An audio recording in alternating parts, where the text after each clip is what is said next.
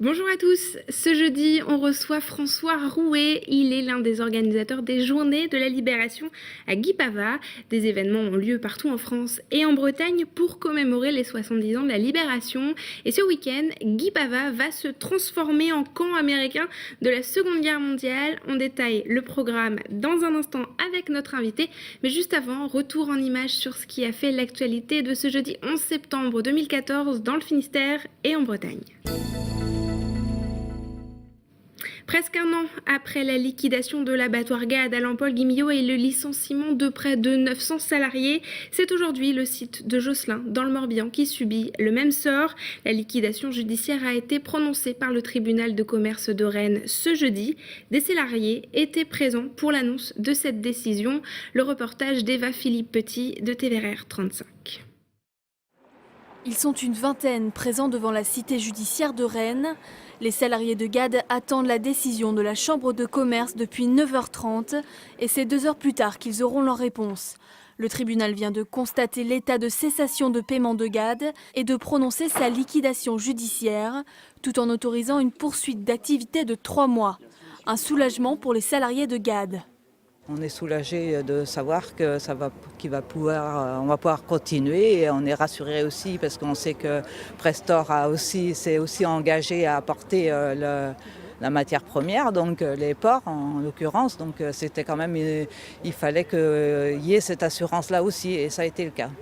Cette poursuite d'activité jusqu'au 10 décembre doit permettre aux repreneurs de déposer leurs offres.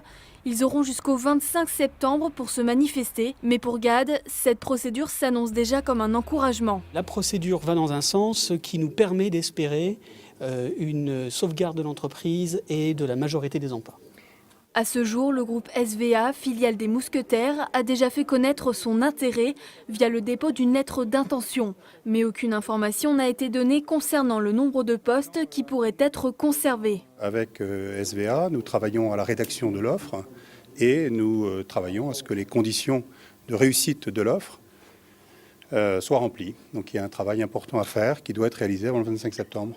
La prochaine audience concernant GAD se tiendra au tribunal de commerce le 13 octobre prochain.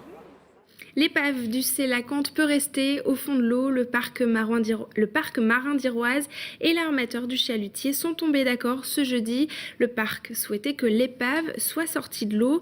Le chalutier s'était échoué le 22 mai au large du Conquet à proximité des Pierres Noires. Cet été, il a coulé pendant une opération de déséchouage. Sophie Lecroisier nous en dit plus. Le chalutier costarmoricain Sélacanthe restera au fond de l'eau. La proposition de l'armateur a fait consensus auprès des autorités. Rien juridiquement n'imposait le retrait de l'eau du navire. J'ai fait cette proposition tout simplement pour ne pas avoir de blessés et éventuellement des accidents très graves. Pourquoi il y a un courant énorme et il y a une très grosse houle. Et l'assurance ne pouvait plus suivre. Donc il y a un moment, le gâteau, tout le monde s'est bien servi. Beaucoup de gens se sont servis dans le gâteau, il n'y a plus rien. C'est une épave nouvelle, elle pourrait constituer un danger pour la navigation. Comme elle est quand même au milieu des cailloux, ça serait principalement pour les pêcheurs professionnels ou plaisanciers. Donc on va certainement la marquer et l'indiquer sur les cartes. Les prérogatives économiques de l'armateur ont été prises en compte, mais à quelques conditions. Le Sélacanthe a coulé au sein du parc naturel marin d'Iroise, dans une zone Natura 2000 protégée. Dans ces conditions-là, si l'épave doit rester au fond, nous avons un certain nombre de préconisations à proposer en termes d'une part de dépollution de cette épave. Il faut que l'on puisse enlever tout ce qui peut être un danger pour l'environnement. Ensuite de suivi, vérifier que dans le temps, l'environnement n'est pas détérioré par la présence de cette épave. Et puis enfin, des mesures de compensation de façon à permettre de rétablir, si nécessaire, et en tous les cas éventuellement d'améliorer la qualité de l'environnement dans ce secteur de notre parc. Même si les cuves du navire ont déjà été vidées, il resterait à bord les batteries, quelques solvants et des matières plastiques. Pas de calendrier précis concernant la suite des opérations. Le préfet maritime a tout de même rappelé le caractère urgent des interventions. Peut-être faites-vous partie de ceux qui ont relevé le défi de l'Ice Bucket Challenge, se verser un seau d'eau glacée sur la tête au profit de la lutte contre la maladie de Charcot, une maladie neurodégénérative. Des restaurateurs rennais se sont prêtés au jeu ce mercredi. TVR 35 était sur place. Véritable phénomène viral sur les réseaux sociaux dans le monde entier, l'Ice Bucket Challenge vise à récolter des fonds pour la maladie de Charcot, une maladie neurologique dégénérative qui provoque à terme une paralysie totale des muscles. Cet après-midi à Rennes, ce sont des chefs restaurateurs qui ont mouillé le tablier.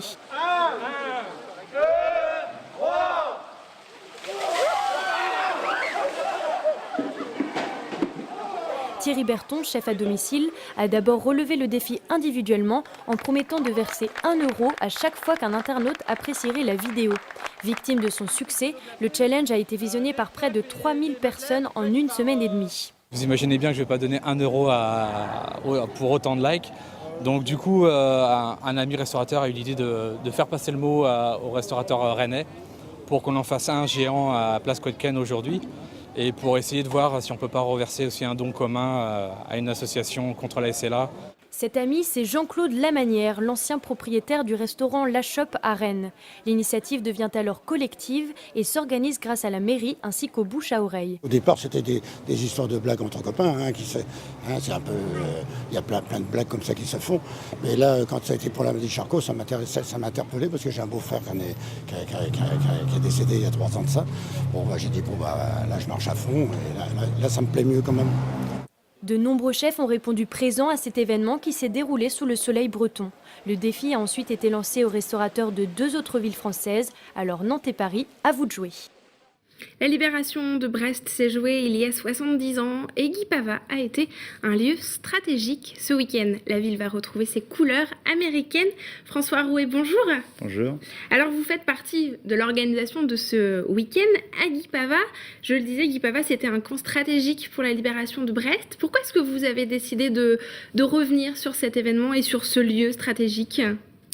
Le lieu, c'est pas tout à fait le hasard. On refait le camp américain, là même où se trouvaient les troupes de Patton il y a 70 ans, donc dans une exploitation au Vergès. Et il y avait même là l'hôpital américain de campagne. C'est un camp important ? Ça va être un camp important, oui, je pense l'un des plus importants qui s'est fait dans le département à ce niveau-là, oui. Il va y avoir combien de véhicules, par exemple ? J'imagine qu'il va y avoir des véhicules. Des véhicules, il y aura tout, du vélo au char, une bonne 50aine de véhicules.